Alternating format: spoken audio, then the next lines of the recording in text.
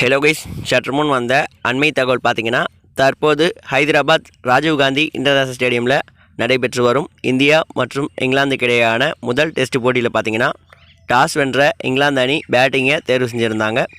முதலாவதாக களம் கண்ட இங்கிலாந்து அணி அதிகபட்சமாக 246 ரன்களுக்கு அனைத்து விக்கெட்டுகளையும் இழந்திருந்தாங்க. அவங்க அணியிலிருந்து அதிகபட்சமாக கேப்டன் பென் ஸ்டோக்ஸ் 70 ரன்களை விளாசியிருந்தார்.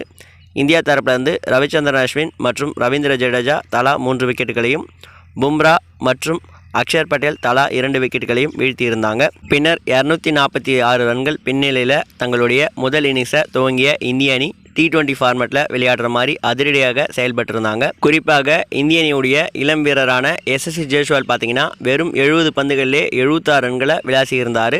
முதல் நாள் ஆட்ட நேர முடிவில் இந்திய அணி பார்த்தீங்கன்னா 119 ரன்களுக்கு 1 விக்கெட்டுகளை இழந்திருந்தாங்க. இங்கிலாந்து அணி தரப்பிலிருந்து ஜாக் லீச் 1 விக்கெட்டுகளை வீழ்த்தியிருந்தார். தற்பொழுது பார்த்தீங்கன்னா இந்திய அணி 127 ரன்கள் பின்தங்கிய நிலையில் தங்களுடைய முதல் இன்னிங்ஸை விளையாடி வராங்க.